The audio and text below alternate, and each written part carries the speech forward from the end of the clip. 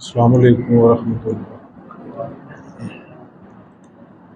अल्हम्दुलिल्लाहि रब्बिल आलमीन, अस्सलातु वस्सलामु अला सय्यिदिल मुरसलीन व आलिहि ताहिरीन व अहले बैतिही व सहबिही अजमाईन। औज़ु बिल्लाहि मिनश शैतानिर रजीम, बिस्मिल्लाहिर रहमानिर रहीम। क़ाल अल्लाहु तआला फ़ी फ़ुरक़ानिल हमीद, इन्नमा युरीदुल्लाहु लियुज़हिबा अन्कुमुर रिज्सा अहलल बैति व युतहिरकुम तत्हीरा। अम्मा बाद,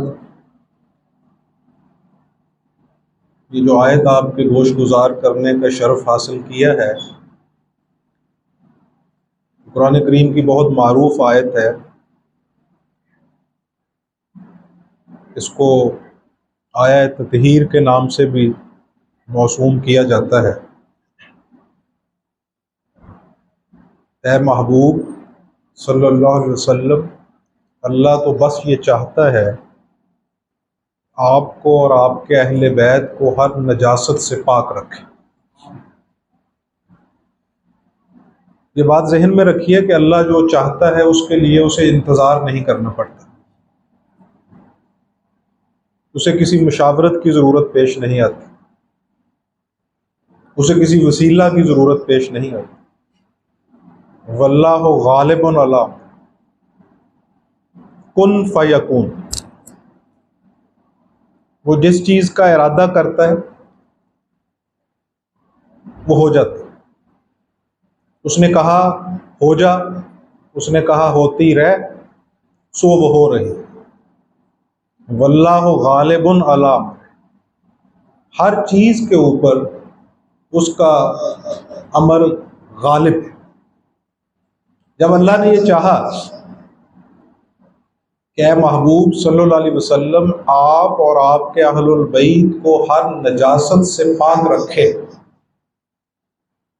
तो इसी आयत का फिर ये नतीजा निकलेगा कि वो हदीस जिसको हमारे बाज उलमा ज़ईफ़ करार देते हैं, इस आयत के ज़िमन में वो हदीस आज़रूए मंतिक बिल्कुल दुरुस्त करार पाएगी।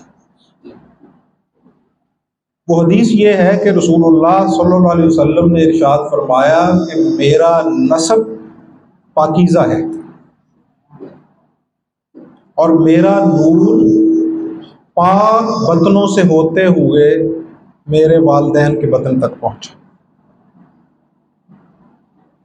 आपके नस्ब में किसी किस्म की कोई नजासत नहीं पाई जाती। अब नजासत की भी बहुत सारी अक़साम है। एक नजासत जिस्मी होती है, एक नजासत ज़हनी होती है, एक नजासत फ़िक्री होती है। इन्नमा युरीदुल्लाह लियुज़हिबा अन्कुमुर रिज्स, ये जो रिजस है ये तमाम नजास्तों के ऊपर मुहीत है। अगर रसूलुल्लाह सल्लल्लाहु अलैहि वसल्लम की ज़ात अक़दस नकले कुफर न बाशत, या आपके ख़ानदान या आपके वालिदैन या आपके आबा अजदाद के अंदर किसी किस्म की नजासत का शायबा भी साबित हो जाए, चाहे वो नजासत जिस्मी हो, चाहे नजासत ज़हनी हो, चाहे नजासत फ़िक्री हो, तो नाउज़ु बिल्लाह मिन ज़ालिक अल्लाह अपने इरादा में, अपने मंसूबे में नाकाम हो गया। किसी किस्म की भी नजासत, मसलन आपके वालिदैन कुफर पे हैं, आपके पालने वाले अगर कुफर पे हैं तो कुफर भी नजासत, आपके वालिदैन अगर शिरक पे हैं, आपके पालने वाले अगर शिरक पे हैं तो शिरक भी नजासत। और ये नजासत कुबरा है, सबसे बड़ी नजासत। कुरान ने इसे जुल्म अजीम कहा है। देखिए, तत्बीक दे के नताइज निकलते हैं, बगैर तत्बीक के कोई भी चीज़ तख्लीक की कभी सदूर पजीर नहीं हो सकती।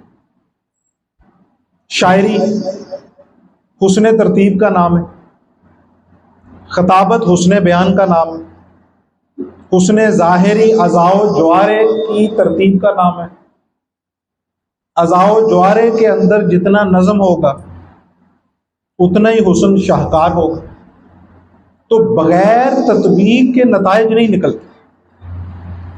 हमारी कम इल्मी इस दर्जा है कि हमें सैयदना इब्राहीम अलैहिस्सलाम के वालिद भी काफिर नजर आते हैं और रसूलुल्लाह सल्लल्लाहु अलैहि वसल्लम के अबाओ अजदाद हत्ता के उनके वालिदैन भी काफिर नजर आते हैं।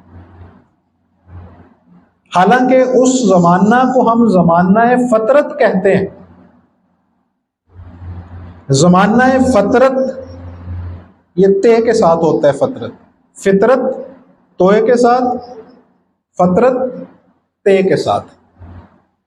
जमाना फतरत जो होता है वो दो अंबिया के दरमियानी जमाना को कहा जाता है। रसूलुल्लाह सल्लल्लाहु अलैहि वसल्लम ने बहुत सारे ऐसे शोरा जिनमें लबीद है, जिनमें जैद है, उनकी तारीफ फरमाई और आपने फरमाया कि वो लोग तौहीद पे थे।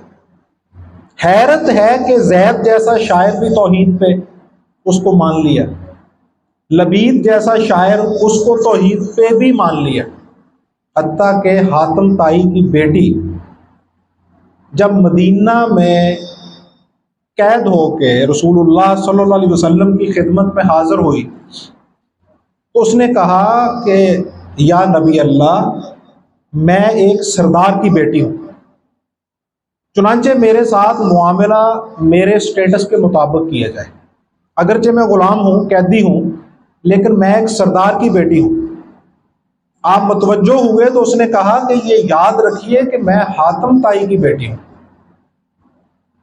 और आपको मालूम है कि मेरा बाप कैसा था। मेरा बाप सखा करता था, वो सखी था, वो लोगों की दिलगिरी करता था, वो दिलजोई करता था, वो जुल्म नहीं करता था, वो लोगों के काम आता था, वो मजलूम से जुल्म को रफा करता था, लोगों की खिदमत करता था, लोगों को खाना खिलाता था, लोगों को अता करता था। उसकी जूदो सखा मारूफ थी। मैं उस बाप की बेटी। वहां जो हदीस के अल्फाज हैं उन्हें जा बजा मुहद्दिसीन ने अपनी कुतुब के अंदर दर्ज किया। रसूलुल्लाह सल्लल्लाहु अलैहि वसल्लम ने उसे फरमाया कि बेटी, ये जितनी निशानियां और सिफात तुमने बयान की हैं यही तो मोमिन की निशानियां, यही तो मोमिन की सिफात। इस उम्मत की दिगर गूनी का हाल, उस पर ताज्जुब होता है कि हातिम ताई को भी मोमिन मान लिया कि उसमें वो सिफात नजर आ गई कि वो मोमिन है। अब कोई बता सकता है कि हातिम ताई ने कलमा कहां पढ़ा था, किस महफिल में उसने कलमा पढ़ा था? सरकार दो आलम सल्लल्लाहु अलैहि वसल्लम के इद्दाए नबुव्वत का जमाना उसने पाया नहीं। जब आपने ऐलान फरमाया उस तक पहुंचा नहीं, उस तक खबर नहीं पहुंची, तो फिर भी मोमिन है, फिर भी मुवहद है, तौहीद परस्त है। जैद की शायरी रसूलुल्लाह सल्लल्लाहु अलैहि वसल्लम तक पहुंची, उसका जुमला पहुंचा, उसे जा बजा मुहद्दिसीन ने लिखा है कि जब आपकी खिदमत में यह कहा गया कि या रसूलल्लाह, जैद ने यह कहा, काबे के गुलाफ को पकड़ के काबे की दीवार के साथ लिपट के उसने कहा कि अल्लाह, मैं तेरे एक होने को मानता हूं लेकिन मुझे मालूम नहीं तू कैसा एक है। मैं तुझे तस्लीम करता हूं, तुझे यकता मानता हूं, लेकिन मुझे तेरा इरफान हासिल नहीं। मैं ये मानता हूं कि तू माबूद बरहक है, लेकिन मुझे तेरी इबादत करने का ढंग मालूम नहीं। जब ये जुमले रसूलुल्लाह सल्लल्लाहु अलैहि वसल्लम तक पहुंचे तो आपने फरमाया ज़ैद तौहीद पे था, वो तौहीद पे मरा। लबीद का ये शेर जब रसूलुल्लाह सल्लल्लाहु अलैहि वसल्लम की खिदमत में पेश किया गया कि लबीद ने कहा है कि अल्लाह ही हक है, अल्लाह के अलावा हर चीज फानी है और हर चीज बातिल है। आपने फरमाया वो भी तौहीद पे था। मुसलमानों की दिगर गूनी जिस पे ताज्जुब होता है कि रसूलुल्लाह सल्लल्लाहु अलैहि वसल्लम के वालिदैन के मुताल्लिक कहते हैं कि वो हालत कुफर पे मरे, नाउज़ुबिल्लाह मिन ज़ालिक। इसकी दलील ये है कि रसूलुल्लाह सल्लल्लाहु अलैहि वसल्लम ने चूंकि ऐलान नबूवत बाद में फरमाया था और वो पहले इंतकाल कर गए, इसलिए वो हालत कुफर पे मरे। तो ये तीनों रवायात जो मैंने आपके गोश गुजार की हैं, इनके मुताल्लिक ज़रा नुक्ता आफरीनी फरमाए कि इन तीनों ने भी रसूलुल्लाह सल्लल्लाहु अलैहि वसल्लम का ऐलान नबूवत तो दूर की बात है, आपका ज़माना भी नहीं पाया। इसके बावजूद वो तौहीद पे हैं। मुझे ये बताइए, मोती कभी गंदगी में पनपे हैं? गुलाब का फूल खुश्क खारदार झाड़ियों पे कभी लगा है? वो गुलाब का फूल, वो मोतिये का फूल जिसने बाद में खुशबू को बखेरना होता है, उसके लिए इकबाल कहते हैं उमर हा दर काबा ओ बुत खाना भी नालद हयात। उमर हा दर काबा ओ बुत खाना भी नालद हयात, ताजे बज़्मे इश्क यक दनाए राज आयद बरूम। ये बात हो रही है सैयदुल अंबिया सल्लल्लाहु अलैहि वसल्लम की। ये उस शख्सियत की बात है कि जिसकी तख्लीक़े कायनात की बुनियाद उसकी वजह से रखी गई, उसकी वजह से सेंची गई। लौला का लमा खलक तो लफलाक, ए महबूब सल्लल्लाहु अलैहि वसल्लम, अगर आप तशरीफ ना लाते तो ये कायनात ही मौजूद ना होती। कायनात की मौजूदगी आपके बायस है। आप सैयदुल अंबिया हैं, जिनके मुतल्लिक कुरान कहता है कि अंबिया से भी रसूलुल्लाह सल्लल्लाहु अलैहि वसल्लम की नबुव्वत का मीसाक लिया गया। और जब उन्होंने वो मीसाक दिया, जब उन्होंने वो मुआहदा किया और जब उन्होंने रसूलुल्लाह सल्लल्लाहु अलैहि वसल्लम की नबुव्वत पे अपने ईमान की कबूलियत की सनद पेश की, तो अल्लाह ने उन्हें नबुव्वतों से नवाजा। उस नबी के मुतल्लिक ये मुतशक्किक हैं कि उसे 40 साल की उम्र में जाके नबुव्वत अता की गई, उससे पहले उसे मालूम ही नहीं था नबुव्वत क्या होती। और जब अता की गई तब भी वो मुतज़ब्ज़ब था, नाउज़ुबिल्लाह मिन ज़ालिक, उसे मालूम ही नहीं था कि मैं नबी बन गया हूं। और उस तज़ब्ज़ुब की हालत में वो अपनी ज़ौजा के पास जाता है और कपकपी के आलम में ज़ौजा से कहता है कि मुझे पता नहीं क्या हो गया। और ज़ौजा अपने कज़न साबिका मंगेतर मसीही आलिम वर्का बिन नौफल की खिदमत में लेके जाती है रसूलुल्लाह सल्लल्लाहु अलैहि वसल्लम को। वर्का बिन नौफल बताते हैं कि मुझे लगता है कि तेरे पास वही फरिश्ता फरस्तादा आया है जो कि मूसा और ईसा अलैहिस्सलाम के पास आया। एक कमिश्नर को कमिश्नर बनाया जाए तो उसे मालूम होता है कि मैं कमिश्नर हूं। डेप्टी कमिश्नर को डेप्टी कमिश्नर बनाया जाए तो उसे मालूम हो, हत्ता के क्लर्क बने तो उसे मालूम होता है कि मैं क्लर्क हूं। और सैयदुल अंबिया सल्लल्लाहु अलैहि वसल्लम का ये प्रोटोकॉल है कि आपको मालूम ही नहीं था कि मैं नबी, मैं सैयदुल अंबिया। रोफका, आप तो फरमाते हैं कि मैं तब भी नबी था जब अभी आदम खमीर में था, अभी वो आबो गिल में भी मौजूद नहीं था, मैं तब भी नबी था। एक तरफ आपकी ये हदीस है कि मैं तब भी नबी था जब अभी आदम मुतखलक नहीं हुआ था, और दूसरी तरफ आपको 40 साल के बाद भी मालूम नहीं है कि मैं नबी हूं। बताइए, नजास्ते जिस्मी, नजास्ते ज़हनी, नजास्ते फिक्री, ये तीनों इसी आयत की इस तरकीब के ज़ैल में आती। इन्नमा युरीदुल्लाह लियुज़हिबा अन्कुम रिज्स, रिजस, ये तीनों पे मुहित है। नजास्ते जिस्मी और नजास्ते जिस्मी के मुताल्लिक हमारी उम्मत के तमाम मकातबे फिक्र मुत्फिक हैं। अहले तशय्युअ भी, अहले सुन्नत भी, तमाम मकातबे फिक्र इसके ऊपर मुत्फिक हैं कि नबी की बीवी काफिर हो सकती है। मिसाल के तौर पर सैयदना लूत अलैहिस्सलाम की बीवी, सैयदना नूह अलैहिस्सलाम की बीवी, उनके मुताल्लिक कुरान उनके कुफर पे गुफ्तगू फरमाता, यानी वो खातून जो नबी के बिस्तर पे मौजूद है, नबी की ज़ौजियत में है, उलमाए इस्लाम कहते हैं जिस पे करीब करीब इत्तफाक है फुकहाए उम्मत का कि वो कुफर पे हो सकती है, बद किरदार नहीं हो सकती। अब देखिए, मैं आपको एक अजराह तफन्नन, अजराह तमसील एक बात करता हूँ। सैयदा आयशा सिद्दीका रजी अल्लाह ताला अन्हा, जो हमारी माँ है, उम्महातुल मोमिनीन में से, अज़वाज मुतहरात में से हैं, हमारे उम्मत का एक ग्रोह उनके ऊपर नकद करता है, तनकीद करता है, हत्ता कि उन्हें गालियां तक भी देता है, लेकिन वो भी अपनी कुतुब के अंदर ये बात दर्ज करते हैं कि वो बद किरदार नहीं हो सकते। यानी वो तनकीद करते हैं, उनकी तज़हीक भी करते हैं, उन्हें गालियां भी देते हैं, लेकिन इसके बावजूद भी वो लिखते हैं कि नबी की बीवी के अंदर नजास्त जिस्मी मौजूद नहीं हो सकती, क्योंकि अगर नबी की बीवी में नजास्त जिस्मी मौजूद हो तो इस आयत के ज़ैल में अल्लाह का मंसूबा नाउज़ु बिल्लाह मिन ज़ालिक नकले कुफर नबाशत नाकाम हो गए। वो कहता है इन्नमा युरीदुल्लाह लियुज़हिब अन्कुमुर रिज्सा अहलुल बैत व युताहिरकुम तत्हीरा। ए महबूब सल्लल्लाहु अलैहि वसल्लम, अल्लाह तो बस ये चाहता है कि आपको और आपके अहलुल बैत को हर नजासत से पाक रखे। अगर उनकी बीवी खुद नजासत में लिथड़ी होगी तो फिर नबी किस तरह नजासत से पाक हुआ?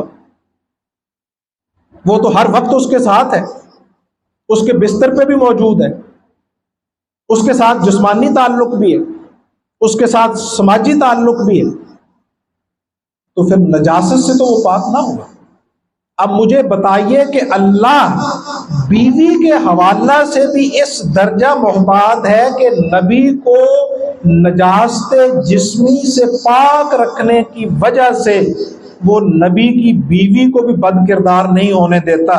तो जिस माँ के बतन में 9 माह नबी और नबी नहीं सईदुल अंबिया रहे, वो नजास्त जिस्मी या फिक्री से किस तरह आलूदा हो सकती, किस तरह आलूदा हो सकती? अहदीस को परखने के लिए कुरान की आयत के साथ उसकी मुताबिकत का देखना जरूरी है। अगरचे वो ज़ईफ़ क्यों ना हो रवायत सनद के एतबार से, लेकिन अगर आयत उसकी तायीद करती है तो फिर उसका ज़ोफ़ रफ़ा हो जाता है। अगरचे वो हदीस बाज़ मुहद्दिसीन के नज़दीक ज़ईफ़ है, लेकिन जब कुरान ने यह कह दिया कि ए महबूब सल्लल्लाहु अलैहि वसल्लम, अल्लाह तो बस ये चाहता है कि आपको और आपके अहलुल बैत को हर नजासत से पाक रखे, तो नतीजतन फिर ये हदीस सही तरीन हो जाएगी कि अल्लाह ने मेरे नस्ब को हमेशा पाकीज़ा बतनों में मुंतकिल किया। आदम से लेके मेरा नूर पाकीज़ा बतनों में मुंतकिल होते हुए आया। और फिर एक हदीस ये भी है, इसे इमाम हाकिम ने लिखा है, और सूफिया में से भी इस हदीस की शरह शेखुल अकबर मोहिउद्दीन इब्ने अरबी अलैहिर्रहमान ने फतुहात मक्किया में की है। सरकार दो आलम सल्लल्लाहु अलैहि वसल्लम इरशाद फरमाते हैं, अब देखिए इस हदीस को भी बाज़ मुहद्दिसीन ज़ईफ़ कहते हैं, लेकिन दूसरी हदीस जो मुहद्दिसीन के नज़दीक सही है, जब उस हदीस को इस हदीस के साथ तत्बीक दे के देखेंगे तो दोनों हदीस ठीक हो जाए। आपने फरमाया कि अली तेरा और मेरा नूर एक है, नूरुम वाहिद। मेरा नूर चलते हुए अब्दुल्ला के बतन तक पहुंचा और तेरा नूर चलते हुए इमरान के बतन तक, यानी अबू तालिब के बतन तक पहुंचा। अब अगर आपकी नूरानियत पाक नस्बों से होते हुए आई है तो मौला अली और मुर्तजा का नस्ब भी पाकीज़ा है, और इसकी तायीद वो हदीसें सही करती है कि या अली अंता अखी फिद दुनिया वल आखिरा। इस हदीस में तो कोई शक नहीं, ये तो मुहद्दिसीन के हर पैमाने पे पूरी उतरती है। बल्कि मैसाके मदीना में ही नहीं, मौला अली और मुर्तजा को आपने अपना भाई बनाया, एक मिसाक मक्का में भी हुआ था। जाके देखिए तारीख, कुतुब सीयर का मुताला कीजिए। इब्ने इसहाक ने भी लिखा है, इब्ने हिशाम ने भी लिखा है, इमाम अहमद बिन हम्बल ने भी इस रवायत को लिखा है। मिसाक सिर्फ मदीना में ही नहीं हुआ था, मक्का में भी हुआ था। और वहां भी रसूलुल्लाह सल्लल्लाहु अलैहि वसल्लम ने अपना भाई किसे बनाया था? मौला अली और मुर्तजा को, या अली अंता अखी फिद दुनिया वल आखिरा। अब मुझे ये बताइए, एक शख्सियत जो अंबिया की तालीम का भी मरकज़ो महवर है, अंबिया की बेसत का भी बायस है, ना सिर्फ अंबिया की बेसत का बायस है बल्कि वजह तख्लीक कायनात है, बायस सद इफ्तिखार कायनात। इमाम हाकिम फरमाते हैं, लौला का लमा खलक तो लफलाक, ए महबूब सल्लल्लाहु अलैहि वसल्लम, अगर आपको मैं तख्लीक ना करता तो ये कायनात ही मुनस्सा शूद। अब हमारे बाज अहबाब और मुहद्दिसीन इस हदीस को भी ज़ईफ कहते हैं। मैं कहता हूँ इस हदीस की तायीद कुरान की ये आयत करती है, वमा अरसलनाका इल्ला रहमतल लिल आलमीन। ए महबूब सल्लल्लाहु अलैहि वसल्लम, आपको रहमते दो आलम बना के भेजा है। और यही तो है लौला का लमा खलक तो लफला, रहमते दो आलम। दो आलम जब से है तब से रहमते दो आलम है, और जब से रहमते दो आलम है तब तक दो आलम है। ये मुमकिन नहीं कि दो आलम मौजूद हो और रहमते दो आलम जो उसकी वजह है वो फौत हो जाए, वो मर जाए, वो मफकूद हो जाए, वो मादूम हो जाए। अगर गुलाब के फूल से खुशबू को निकाल लिया जाए तो पीछे कुछ भी नहीं बचता, पीछे एक जिस्म होता है बेजान। इसीलिए सूफिया कहते हैं कि रसूलुल्लाह सल्लल्लाहु अलैहि वसल्लम नब्ज़े कायनात है, आप कल्बे कायनात हैं, आपके दिल की धड़कन से ये कायनात मुतहर्रक है। अब ये शख्सियत जो कि बाद अज खुदा बुजुर्ग हुई, उसको सेंचा जा रहा है, मुशरिकीन उसको पाल रहे हैं। मुशरका माँ के बतन में नाउज़ु बिल्लाह मिन ज़ालिक वो शख्सियत पनप रही है। मुशरक बाप के नुतफे से वो मुंतकिल हो रहा है, नाउज़ु बिल्लाह मिन ज़ालिक। ये उम्मत की गिरानी है, इस दर्जा तनज़्ज़ुल है, फिक्री तनज़्ज़ुल, अकीदे का तनज़्ज़ुल। इकबाल कहते हैं, उमर हा दर काबा ओ बुत खाना भी नालद हयात। वो कहते हैं कि उम्र जो है, जिंदगी जो है, वो काबा और बुत कदों के गिर्द सदियां चक्कर लगाती है। इकबाल का इस्तदलाल देखिए, इस्तंबात देखिए, इकबाल का इस्तखराज देखिए, किस तरह उन्होंने मंतिक को भी बलाएं लेने पे मजबूर कर दिया। उमर हा दर काबा हो बुत खाना भी नालद हयात। उम्र और जिंदगी जो है वो सदियां काबे और बुत कदों के गिर्द चक्कर काटती है, फिर जाके ताजे बज़्मे इश्क यक दनाए राज आयद बरूं। वो कहते हैं कि फिर जाके कोई राजदार इश्क पैदा होता है। यानी वही जो उन्होंने कहा है ना कि हजारों साल नरगिस अपनी बेनूरी पे रोती, बड़ी मुश्किल से होता है चमन में दीदा वर पैदा। अब जो लोग फारसी जानते हैं उन्हें मालूम है कि जो चाशनी और अदबियत की मेराज उनके इस फारसी शेर में मौजूद है, उनके इस उर्दू में नहीं मौजूद, लेकिन बहरहाल उससे भी महजूज हुआ जा सकता है। उम्र इंतजार करती है। अब रसूलुल्लाह सल्लल्लाहु अलैहि वसल्लम के मुतल्लिक़ कुरान कहता है कि ये वही तो रसूल है जिसका नाम ले ले के तुम दुआएं किया करते थे, बरकत की दुआएं किया करते थे, बारिश के लिए दुआएं किया करते थे, इंतजार किया करते थे एक मसीहा का। और वो जो मसीहा है, कुल आलम का मसीहा है, वो जिस जगह पे पनप रहा है वो गलीज जगह है, वो निजस जगह है। अगर वो निजस जगह है तो फिर इन्नमा युरीदुल्लाह लियुज़हिबअनकुम रिज्सा अहलुल बैत व युताहिरकुम तत्हीरा। इसमें अल्लाह का मंसूबा नाकाम हो गया, अल्लाह का इरादा भी नाउज़ु बिल्लाह नाकाम हो गया। एक मोती के पनपने के लिए एक सीप को मुतखलक किया जाता है। एक सीप में मोती पनपता है। कभी मोती सांप के मुंह में पनपा है, कभी मोती गंदगी के अंदर पनपा है। वो बहुत बड़े एक अदीब हुए अंग्रेजी के, उन्होंने लिखा है कि खुशबूदार फूल कभी गंदगी में नहीं पनपता, गंदगी में कभी मुतखलक नहीं होता। और वो लिखते हैं अपने नॉवल के अंदर कि अगर गलाजत में खिला हुआ फूल तुम्हें नजर भी आ जाए, भांप भी जाए, अच्छा भी लगे, तो वो उतार के सर पे सजाने के लिए नहीं होता, उसके अंदर गंदगी के असरात होंगे। अरब कहते हैं अल वलद सिर्रन ले अभी, बेटा बाप का राज होता है, बेटा बाप का राज होता है। अन्नास अला दीन मलूकहिम, छोटे बड़ों के दीन पे होते हैं। और रसूलुल्लाह सल्लल्लाहु अलैहि वसल्लम की तख्लीक जाहिरी तौर पे आपकी दो हैसियतें हैं, एक है हकीकत मोहम्मदिया, एक है जिस्म मोहम्मदिया। हकीकत मोहम्मदिया सैयदना अब्दुल्ला रजी अल्लाह ताला अन्हु के घर नहीं मुतखल्लिक हुई। हकीकत मोहम्मदिया सैयदा आमिना सलामुल्लाह अलैहा के बतन से पैदा नहीं हुई। इसकी तायीद कुरान भी करता है, इसकी तायीद हदीस भी करती है।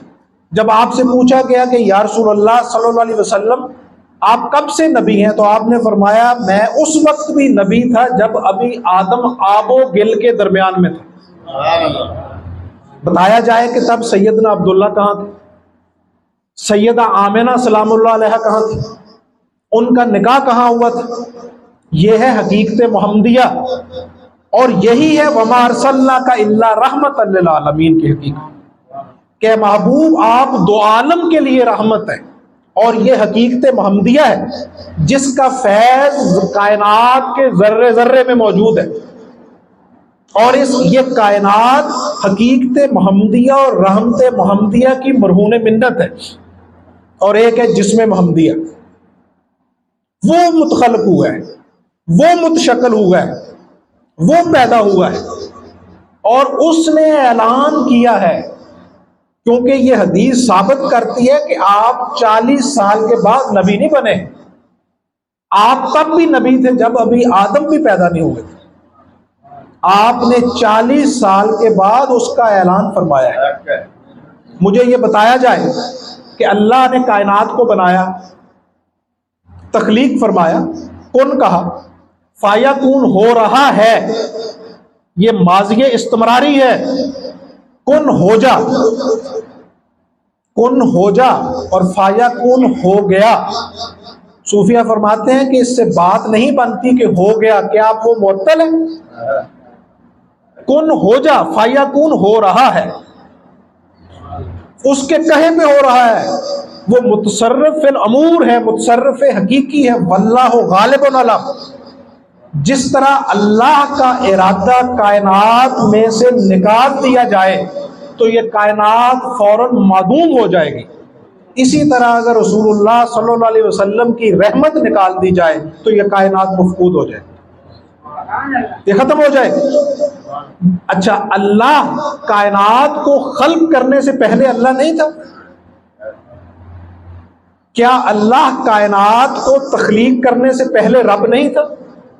इंसान को बनाने से पहले वो रहीम करीम नहीं था? था।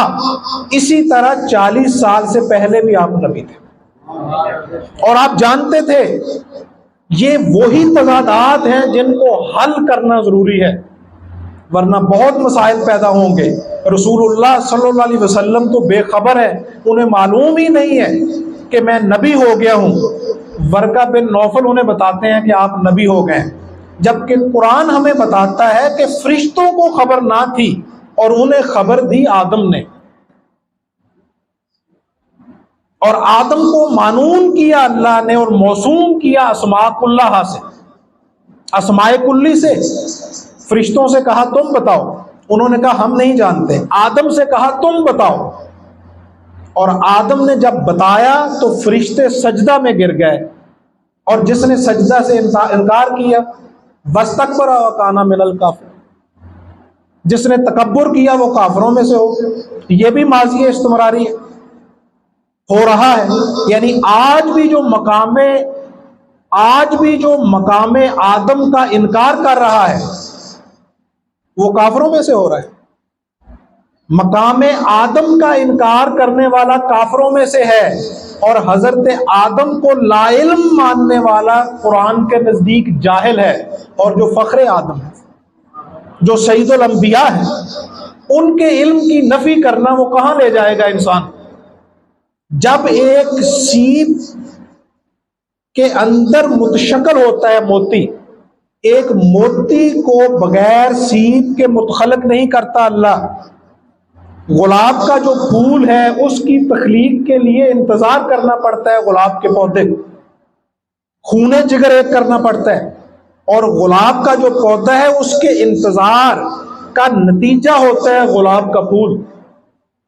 अब रसूलुल्लाह सल्लल्लाहु अलैहि वसल्लम के वालिदैन अगर निजस हैं, आपके अबाओजदाद अगर निजस हैं, आप जिस जगह पे पले हैं वहां पे नजासत पाई जाती है, तो फिर इसका एतराज हमारे ऊपर ना कीजिए अहबाब गिरामी। फिर अल्लाह से पूछिए कि वो क्यों कहता है इन्नमा युरीदुल्लाह लियुज़हिबअनकुम रिज्सा अहलुल बैत व युताहिरकुम तत्हीरा। वो क्यों कहता है कि अल्लाह तो बस ये चाहता है कि ए महबूब सल्लल्लाहु अलैहि वसल्लम आपको और आपके अहले बैत को हर नजासत से पाक रखे। शिर्क नजासत है, कुफर नजासत है। सैयदना मूसा अलैहिस्सलाम, आपके जमाना में जो फ़िरौन मौजूद था, उनको चूंकि ज्योतिषियों ने यह कहा था कि बनी इसराइल में एक शख्सियत पैदा होने वाली है जिससे आपकी हुक्मरानी को खतरा है, आपका औद जो है उसको खतरा है, वो रूबा तनज़्ज़ुल हो जाएगा। चुनांचे उसने हुक्म सादर किया कि बनी इसराइल के अंदर जो भी लड़का हो उसे कत्ल कर दिया। आपकी वालदा माजिदा ने उन्हें एक टोकरी में डाला और दरिया में बहा दिया। अब फ़िरौन की बीवी आसिया वो उस दरिया के किनारे नहा रही है, उसने आपको पकड़ा और पकड़ के कहा मूसा। इब्रानी जुबान थी उनकी, मुंह कहते हैं बालों के गुच्छे को, और सा वो जो चक्कर था, मूसा यानी चूंकि आप उस जगह से मिले थे जिस जगह पे वो गुम्मन घेरी सी मौजूद थी, पानी घूम रहा था, इसलिए उसने आपका नाम मूसा रखा, आपको उठा लिया। वो अल्लाह के नबी हैं। अब देखिए सूफिया ने ये बात लिखी है, बड़े बड़े सूफिया ने, फरीदुद्दीन अत्तार, मौलाना अब्दुर रहमान जामी, मौलाना रूम, उन तमाम रवायात और उनकी तहकीकात का मफहूम मैं आपके गोश गुजार करता हूं। वो कहते हैं कि हमने ऐसे साहिबे तकवा लोग देखे हैं कि जिनको हमने हराम का लुकमा खिला के देखा, फौरन कह कर दी। हराम का लुकमा जूं ही उनके अंदर गया तो तकवे ने उनके अंदर ऐसा फिल्टर लगा दिया था कि वो हराम का खाना उन्हें हजम नहीं हुआ। फौरन उन्होंने कह कर दी ये साहिबे तकवा लोगों का मकाम है। और फिर नबी तो तकवे की और वलायत की भी मेराज कुबरा पे फायज होता है, और रसूलुल्लाह सल्लल्लाहु अलैहि वसल्लम तो नबुव्वत की भी मेराज पे फायज। आप सईदुल अंबिया है। सैयदना मूसा अलैहिस्सलाम को उठाया गया, दाइयों को बुलाया गया और उन्हें कहा गया कि इस बच्चे को दूध पिलाओ। सैयदना मूसा अलैहिस्सलाम को जब दूध पिलाने की उन्होंने कोशिश की तो आपने इनकार कर दिया, आपने दूध ना पिया। उन्होंने कहा कि ये मुल्तफित नहीं होता बच्चा, कोई ऐसी खातून की तलाश करो कि जिसका ये दूध पी सके, जिसकी तरफ इल्तफात करे, जिससे ये मानूस हो, मोहब्बत का इजहार करे। अल्लाह ने अपनी हिकमत से असबाब पैदा फरमाए, नतीजतन सैयदना मूसा अलैहिस्सलाम की अपनी वालिदा मोहतरमा वो तशरीफ ले आई। जनाब मूसा अलैहिस्सलाम को उनकी गोद में रखा गया तो उन्होंने फौरन दूध पीना शुरू कर दिया। अब हमारे अहबाब गिरामी मुझे जरा ये बताएं कि मूसा अलैहिस्सलाम के तकवे का ये मकाम है कि वो अपनी वालिदा के अलावा किसी औरत का जो कि शिर्क और कुफर की नजासत से आलूदा है उसका दूध पीने के लिए तैयार नहीं। तो सैयदा आमिना सलामुल्लाह अलैहा अगर हालते कुफर पे थी तो रसूलुल्लाह सल्लल्लाहु अलैहि वसल्लम ने उनकी आगोश में क्यों परवरिश पाई, उनका दूध क्यों पिया? उनके बतन में 9 महीने क्यों गुजारे? अगर हम उस रवायत को भी मान लें, जो कि अगरचे मेरे नजदीक ज़ईफ है, कि रसूलुल्लाह सल्लल्लाहु अलैहि वसल्लम ने सैयदा आमिना का दूध नहीं बल्कि सैयदा हलीमा का पिया था, तो सैयदा हलीमा का ईमान साबित किया जाए। सैयदा हलीमा सादिया रजी अल्लाह ताला अन्हा ने कहाँ इस्लाम कबूल किया था?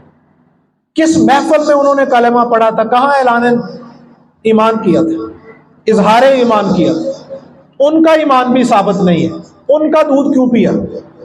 और फिर अगर मान भी लिया जाए कि उन्होंने बाद में ईमान कबूल कर लिया होगा, तो जिस वक्त दूध पिलाया तब तो वो ईमानदार नहीं थे। और सैयदा आमिना रजी अल्लाह ताला अन्हा के बतन में मेडिकल साइंस की अलफ पे जानने वाला भी बच्चा ये जानता है कि माँ के पेट में बच्चे की खुराक वही होती है जो माँ की खुराक है। माँ की खुराक से बच्चा खुराक लेता है। ये जो बच्चे की नाफ से कनेक्शन होता है माँ के पेट के साथ, ये खुराक की नाली होती है गोया, वहां से खुराक लेके पनपता है बच्चा। यानी बच्चे का जो जिस्म है वो माँ के खून से सेंचा जाता है, उसके खूने जिगर से सेंचा जाता है। वो किस तरह पनपा एक मुशरका औरत के बतन में, नाउज़ु बिल्लाह मिन ज़ालिक, नकले कुफर, कुफर ना बाशद एक काफरा औरत के बतन में।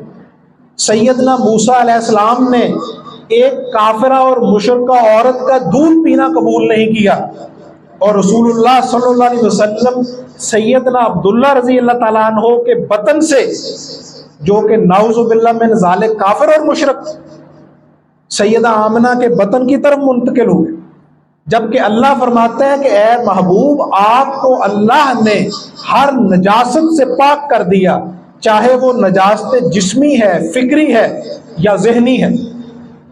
इसका माना यह हुआ कि रसूलुल्लाह सल्लल्लाहु अलैहि वसल्लम का खानदान, आपके आबाओ अजदाद, आपका मुतलकन नसब, वो नजासत जिस्मी से भी पाक है, वो नजासत जहनी से भी पाक है, वो नजासत फिक्री से भी पाक है।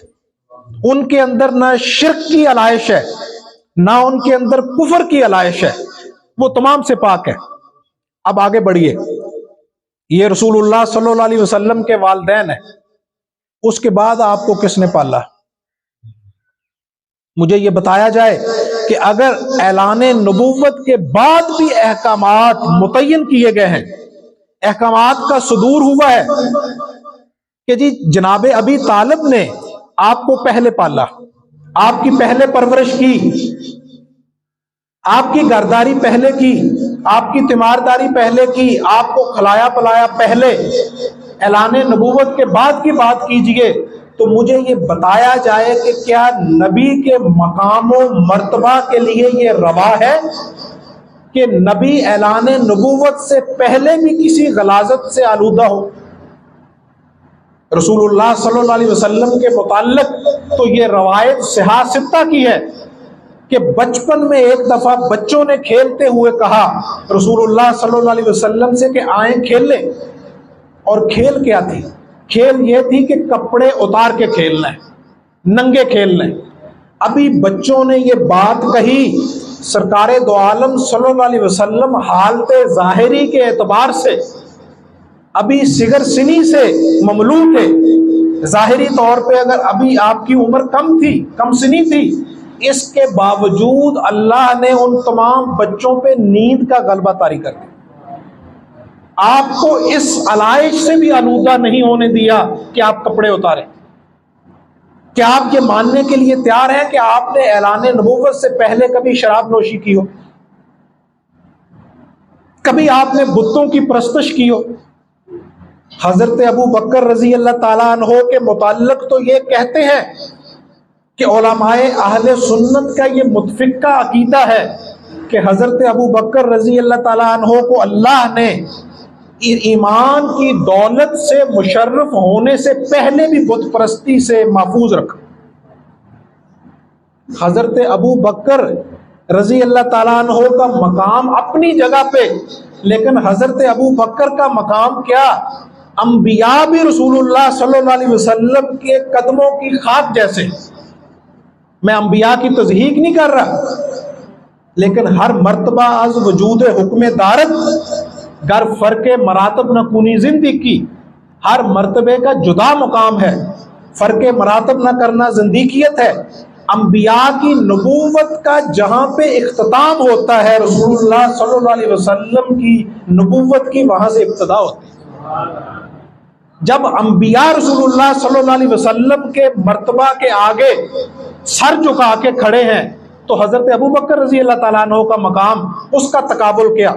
जब उनके मुताल्लिक़ ये कहते हैं कि उन्हें अल्लाह ने बुत परस्ती की आलाइश से महफूज रखा, वो हालत कुफर में भी शराब नहीं पीते थे, तो रसूलुल्लाह सल्लल्लाहु अलैहि वसल्लम के मुताल्लिक़ ये मान सकते हैं कि वो मुशरिकों का खाना खाते रहे,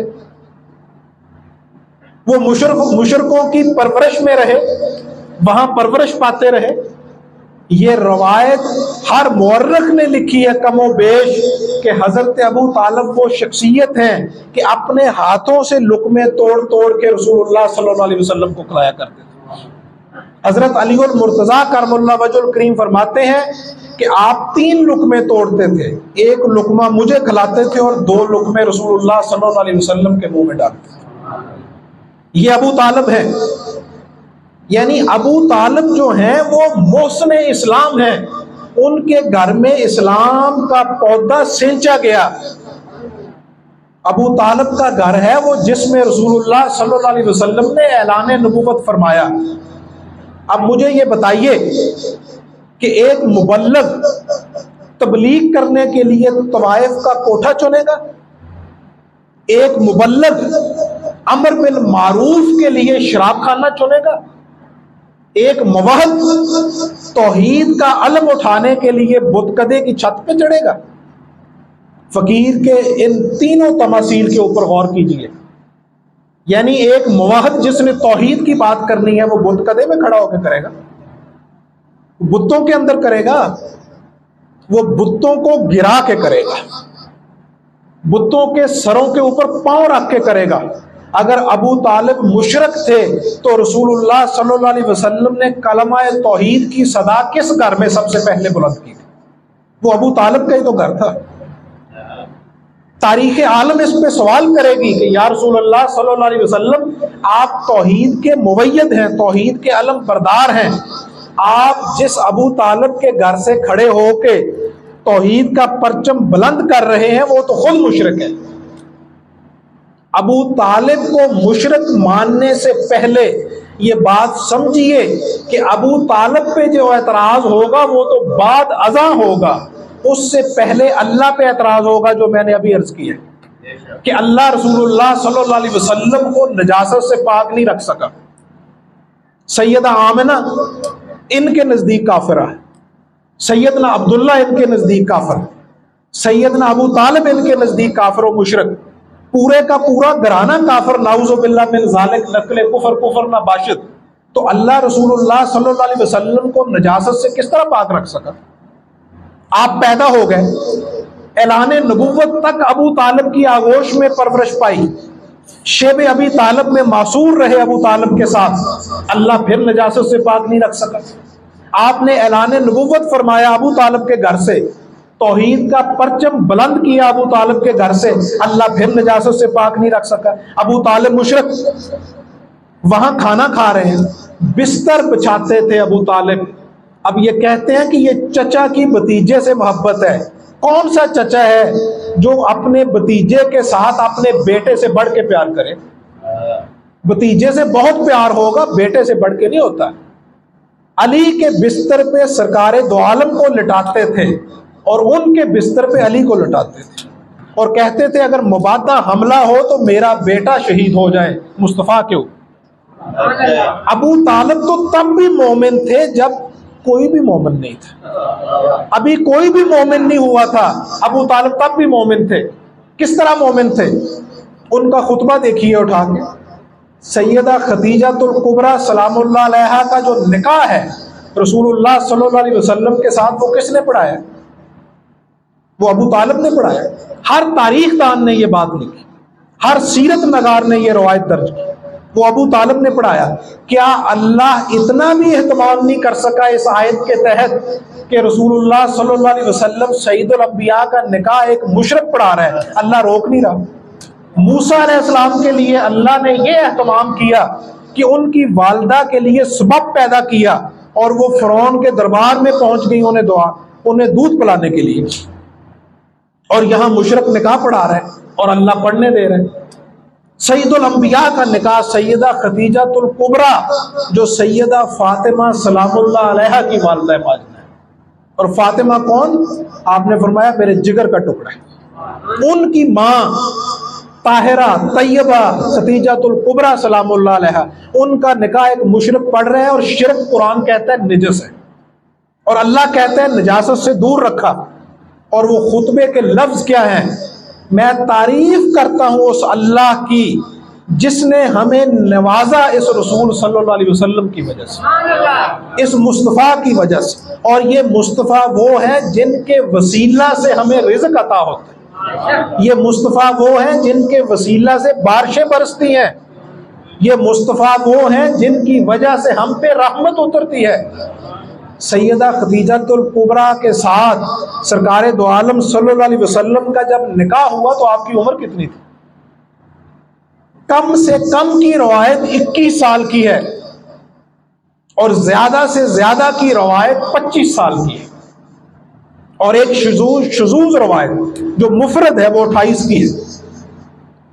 मैं ज्यादा से ज्यादा वाली मान लेता हूं कि रसूलुल्लाह सल्लल्लाहु अलैहि वसल्लम की उम्र 28 साल थी। अब मुझे ये बताइए कि ऐलान नबूवत किस उम्र में आपने फरमाया? 40 साल की उम्र में। 40 साल के बाद सब लोग ईमान लाए हैं। अबू तालिब ने तो तब भी अपने मोमिन होने का सबूत दिया इस खुतबे में, अभी तक ऐलान नबूवत भी नहीं हुआ है। वो तौहीद से बात कर रहे हैं, फिर रसालत की बात कर रहे हैं, और फिर यकीन का ये आलम है। ये इब्ने इसहाक ने भी रवायत लिखी है कि कहत साली हुई, सरदाराने कुरैश अबू तालिब के पास आए। अबू तालिब अगर मुशरक होते तो सरदाराने कुरैश उनके पास ना आते। अपने जैसा सरदार भी अगर मानते तो अबू जहल के पास जाते, अबू लहब के पास जाते, अबू सुफियान के पास जाते। वो अबू तालिब के पास इसीलिए आए थे कि वहां से उन्हें रूहानियत का नूर नजर आता था, उन्हें भी नजर आता था। वो आए और उन्होंने आके कहा कि हमारे लिए दुआ कीजिए, कहत साली है। अबी तालिब मुस्कुराए, सरकारे दो आलम सल्लल्लाहु अलैहि वसल्लम को अपनी उंगली के साथ लगाया। आप जाहिरी तौर पे इतने थे, उन्हें उस वक्त भी नूरे नबूवत नजर आया और काबे में जाके कहा कि ए अल्लाह, मैं तेरी बारगाह में तेरे मुस्तफ़ा के वसीला से हाजिर हूँ, बारिश बरसा। और अभी तालिब के हाथ नीचे नहीं गए थे और मूसलाधार बारिश शुरू। उस वक्त भी उन्होंने नूरे नबूवत देखा।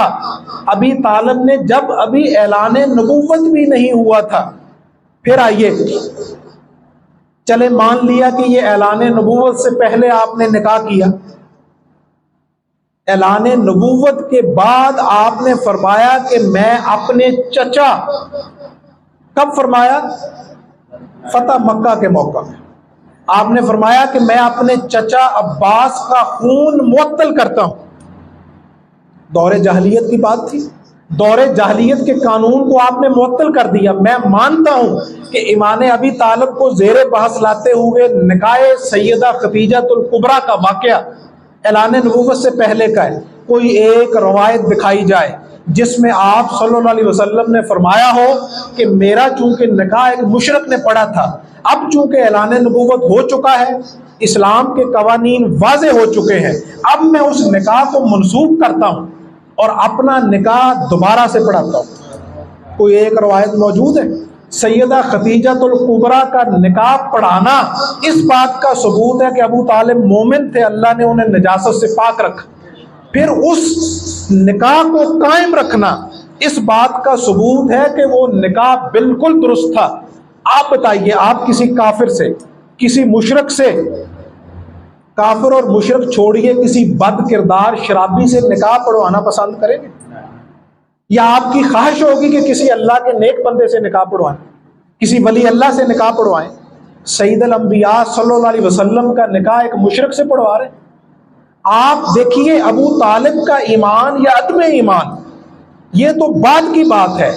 अबी तालिब को काफिर कबूल करके सारे के सारे एतराज या अल्लाह पे होंगे या रसूलुल्लाह पे होंगे सल्लल्लाहु अलैहि वसल्लम। फिर देखिए, एक शख्स जो ही हालत कुफर में जाता है इस्लाम से, उसका निकाह मुअत्तल हो जाता है, उसकी बीवी उसके निकाह में नहीं रहती। एक मियाँ बीवी काफर है, बीवी दायरा इस्लाम में आ जाए, उनका निकाह फिस्क हो जाता है। तमाम फुकाहे उम्मत इसके ऊपर मुत्फिकुल लिसान है, निकाह मुअत्तल हो जाता है। तलाक आज खुद वाक़े हो जाती है। अबी तालिब के ईमान पे एतराज है, अबी तालिब के ईमान को कबूल नहीं करते। हमेशा से अहले सुन्नत दो हिस्सों में मुनक़सिम रहे हैं, असबात ईमान अबी तालिब के कायल या अदम ईमान अबी तालिब के कायल। लेकिन जो अदम ईमान अबी तालिब के भी कायल थे, वो भी अदम अबी तालिब के कायल थे। वो भी ख्वाजा अबी तालिब, जनाब अबी तालिब, अबू तालिब साहिब, इन नामों से मानून करते थे। ये जो आज तीसरा तबका पैदा हो गया कि कुफर भी साथ बदतमीजी भी, ये तबका उम्मत में नहीं रहा। मैं ये नहीं कहता कि ईमान अबी तालिब का मसला उलमाए अहले सुन्नत में मुतफिका मसला है, इत्तफाक नहीं है इस पे, लेकिन इसके बावजूद अदब कायम रहा है। लेकिन सैयदना अलीउल मुर्तज़ा करमल्ला वजहुल करीम की जो वालदा माजिदा है, सैयदा फातिमा बिनते असद रजी अल्लाह ताला अन्हा, उनके ईमान पे उम्मत का इत्तफाक है, किसी को इख्तलाफ नहीं है। अबी तालिब के ईमान पे तो इख्तलाफ है, लेकिन उनके ईमान पे किसी को इख्तलाफ नहीं है। अब देखिए कि अगर अबू तालिब काफिर थे, अबू तालिब मुशरक थे, तो फातिमा बिनते असद तो मक्का में ईमान ले आई रसूलुल्लाह सल्लल्लाहु अलैहि वसल्लम के ऊपर।